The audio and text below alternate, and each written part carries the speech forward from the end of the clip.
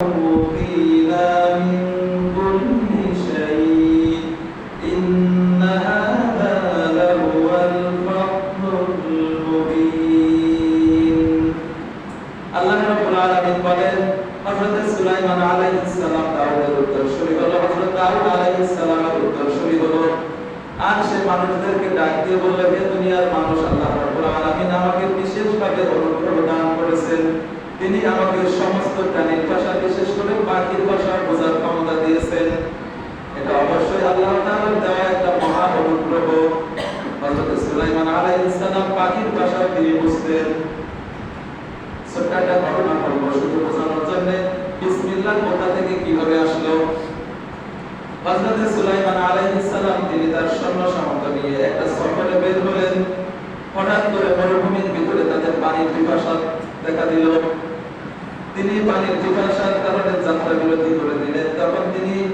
পানি খোঁজার জন্য হুদহুদ পাখিকে তালাশ করলেন হুদহুদ পাখিকে তিনি কেন তালাশ করলেন হুদহুদ পাখিকে আল্লাহ রাব্বুল আলামিন এমন একটি গুণ দিয়েছেন যার কারণে সে দেখতে পারে উপর থেকে যে জমিনের ভূপৃষ্ঠের কোন জায়গায় মানে ভালো পানি আছে পরিষ্কার পানি আছে এটা সে উপর থেকে দেখতে পারে এইজন্য হযরত সুলাইমান আলাইহিস সালাম হুদহুদ পাখিকে তালাশ করলেন কিন্তু তিনি হুদহুদ পাখিকে যথাসময়ে পেলেন না তখন হযরত সুলাইমান আলাইহিস সালাম বললেন ওয়া তাফাক্কাদা আত-তায়র ফাকালা মা লিয়া লা আরাল হুদহুদা আম কানা মিনাল গায়িবিন হযরত সুলাইমান আলাইহিস সালাম বললেন হে আমার সৈন্য সামন্তরা হুদহুদ পাখিকে দেখছি না কেন হুদহুদ পাখি কোথায় গেল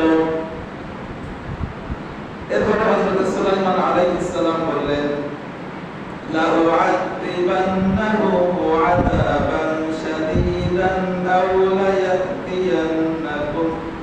আও লা ইয়াতিয়ান্নি বিসুলতানিন মুবিন হযরত সুলাইমান আলাইহিস সালাম বললেন হুদহুদ পাখি যদি তার অনুপস্থিতির যথাযথ কারণ দর্শাতে না পারে হুদহুদ পাখি যদি তার অনুপস্থিতির যথাযথ কারণ বলতে না পারে তাহলে আমি তাকে কঠিন শাস্তি দেব অথবা তাকে জবাই করে ফেলব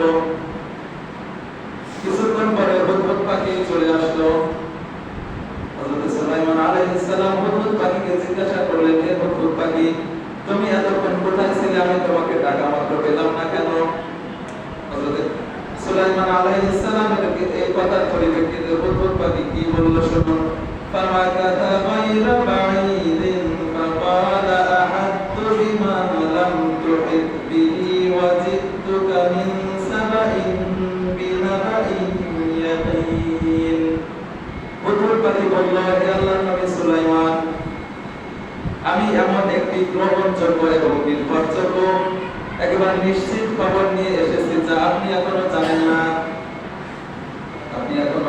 আমি এমন একটি খবর আপনার জন্য নিয়ে এসেছি হযরত সুলাইমান আলাইহিস সালাম বলেন কি এমন খবর যা আমি এখনো জানি না তিনি বললেন ইন্নী ওয়াজাদতু ইমরাআতান তামলিকুহুম ওয়া উতিয়াত মিন কুল্লি শাইইন ওয়া লাহা আরশুন আযীম হুদহুদ পাখি বললেন আল্লাহর নবী সুলাইমান আমি এমন এক রানীর সংবাদ নিয়ে আপনার কাছে এসেছি সেই ইয়ামেনের সাবা রাজ্যের রানী এই রাজ্যের রাজা মারা যাওয়ার পরে ওই রাজ্যের জনগণ তার মেয়েকে রানী হিসেবে গ্রহণ করেছে ওই রাজ্যের জনগণ তার মেয়েকে রানী হিসেবে গ্রহণ করেছে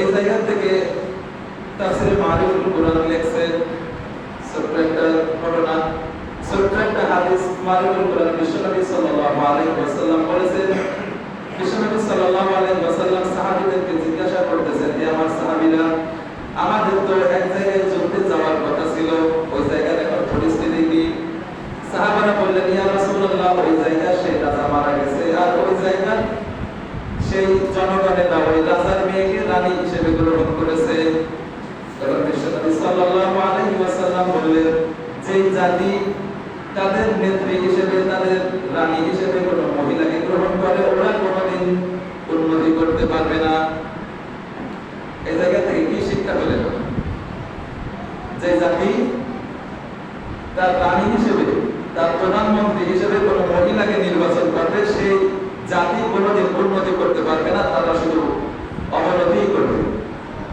আপনি তাকান তো বিভিন্ন দেশের দিকে, সেই দেশগুলোর অবস্থা কি? অনেক দেশ আছে যে দেশে প্রধানমন্ত্রী, রাষ্ট্রপতি, প্রধানমন্ত্রী, স্পিকার, বিরোধী দল সব মহিলা। তাহলে এই রাষ্ট্র কিভাবে উন্নতির দিকে যাবে? বিশ্বকবি বলতেছেন, যদি কোনো রাষ্ট্রের নেত্রী মহিলা, ওই রাষ্ট্র, ওই জাতি কোনোদিন উন্নতি করতে পারবে না। যাই হোক, হুদহুদ পাখি বলল যে আল্লাহর নবী সুলাইমান তারা তাদের রানী হিসেবে একজনকে মেনে নিয়েছে, ওই রাজার মেয়ে তাকে রানী হিসেবে মেনে নিয়েছে। কিন্তু দুঃখের বিষয় হচ্ছে তারা সূর্যের পূজা করে, তারা সূর্যের পূজা করে, আল্লাহর ইবাদত করে না। আর শয়তান তাদের কাছে এই কাজগুলোকে এমন ভাবে উপস্থাপন করেছে, সেইগুলোকে তারা ইবাদত মনে করে। হযরত সুলাইমান আলাইহিস সালাম তখন কি বললেন শুনুন। হযরত সুলাইমান আলাইহিস সালাম বলেন, ওয়ালা সাতানদুর আসাদাকতা আম কুনতা মিনাল কাযিবিন। হযরত সুলাইমান আলাইহিস সালাম বলেন, হুদহুদ পাখি, তুমি কি আমার শাস্তি থেকে বাঁচার জন্য আমার কাছে মিথ্যা বলছো নাকি? হুদহুদ পাখি বলল, হে আল্লাহর নবী সুলাইমান, আমি কখনোই আপনার সাথে মিথ্যা বলবো না। হযরত সুলাইমান আলাইহিস সালাম বললেন, ইযহাব বিকিতাবিহি হাযা ফাআলকি ইলাইহিম থুম্মা তাওয়াল্লা আনহুম ফানজুর মাযা ইয়ারজিউন। হযরত সুলাইমান আলাইহিস সালাম বললেন, হুদহুদ পাখি, তাহলে তুমি আমার এই পত্রখানা নিয়ে ওই রানীর কাছে দাও। তুমি ওই পত্রখানা রানীর কাছে দিয়ে ওখান থেকে চলে আসবে না। তুমি লক্ষ্য রাখবে তারা কি কথোপকথন করে, তারা কি বলে, এটা শুনে তারপরে আসবে। হুদহুদ পাখি যখন এই পত্রখানা রানী বিলকিসের কাছে পত্রখানা পেল, তখন রানী বিলকিস কি বলেছিল শুনুন। قالت يا أيها الملأ إني ألقي إلي كتاب كريم।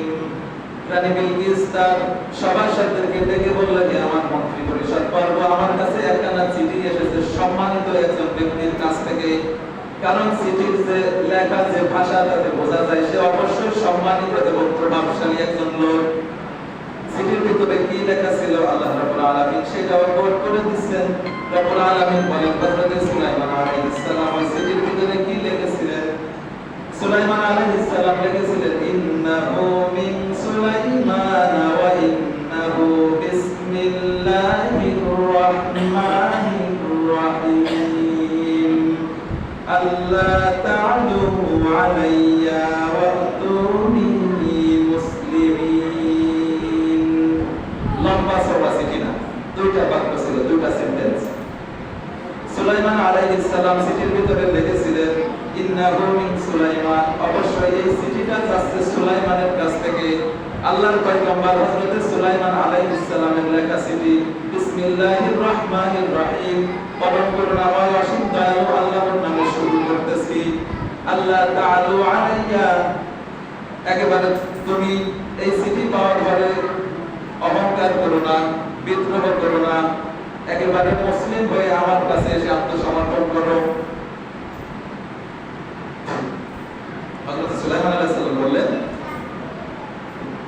যে এই চিঠিটা যাচ্ছে আল্লাহর নবী সুলাইমানের পক্ষ থেকে। বিসমিল্লাহির রহমানির রহিম, আল্লাহর নামে শুরু করছি। আর তুমি এই চিঠি পাওয়ার পরে যুদ্ধ করার মতো সাহস করো না, একেবারে অনুগত হয়ে মুসলমান হয়ে আমার কাছে আসো। রানী বিলকিস তার সভাসদদেরকে ডাক দিয়ে বলল যে চিঠি তো খুব গরম, কি করা যায়? রানী বিলকিস কি বলল শুনুন। قالت يا أيها الملأ أفتوني في أمري ما كنت قاطعة أمرا حتى تشهدون। রানী বিলকিস বলল, হে আমার সভাসদরা, আমি তোমাদের পরামর্শ ছাড়া কোনো সিদ্ধান্ত নেইনি। এখনো তোমরা আমাকে যে পরামর্শ দেবে আমি সেই অনুপাতে সিদ্ধান্ত নিব। আগের দিন বলেছিলাম কুরবানির আগে যে ইব্রাহিম আলাইহিস সালাম তার সন্তানের সাথে এই জবানের ব্যাপারে পরামর্শ করলেন। এই জায়গায় রানী বিলকিস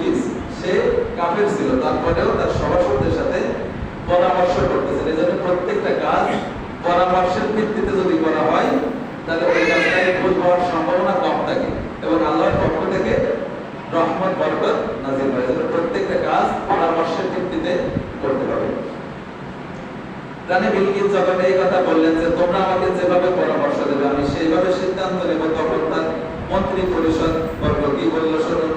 قالوا نحن أولو قوة وأولو بأس شديد والأمر إليك فانظري ماذا تأمرين। রানী বিলকিসের সভাসদেরা বলল, হে আমাদের রানী, আপনার একচ্ছত্র মালিকানা হচ্ছে সিদ্ধান্ত নেওয়ার, আপনি যা সিদ্ধান্ত নেবেন আমরা সেইটা মেনে নেব, কারণ আমরা শক্তির দিক দিয়েও কম নই, আমরা অস্ত্র শস্ত্র সেনাবাহিনী সব দিক দিয়ে উন্নত। আমরা যদি আপনি যদি আমাদেরকে যুদ্ধ করতে বলেন আমরা পিছপা হব না, আমরা যুদ্ধ করব, কিন্তু সিদ্ধান্ত নেওয়ার মালিক আপনি, আপনি যা বলবেন আমরা সেই অনুপাতে কাজ করব। তখন রানী বিলকিস কি বলল শুনুন। قالت إن الملوك إذا دخلوا قرية أفسدوها وجعلوا أعزة أهلها أذلة وكذلك يفعلون। রানী বিলকিস তখন বলল, যদি কোনো রাজা বাদশা কোনো দেশের ভিতরে আসে বিশেষ করে যুদ্ধ করার জন্য, তাহলে তারা ওই জনপদটাকে একেবারে বিধ্বস্ত করে দেয়, ধ্বংস করে দেয় এবং ওই জায়গার সম্মানিত লোকদেরকে অপমানিত করে। এজন্য আমাদের সিদ্ধান্ত নিতে হবে বুঝে শুনে। অবশ্যই সুলাইমানের সম্পর্কে আমাদের না জেনে কোনো সিদ্ধান্ত নেওয়াটা বোকামি হবে। সুলাইমানের সম্পর্কে আমাদের অবশ্যই জানা লাগবে, তার ক্ষমতা, তার শক্তি কেমন। সে যদি আমাদের থেকে দুর্বল হয় তাহলে অবশ্যই আমরা তার সাথে যুদ্ধ করব, আর যদি সে আমাদের সাথে আমাদের যে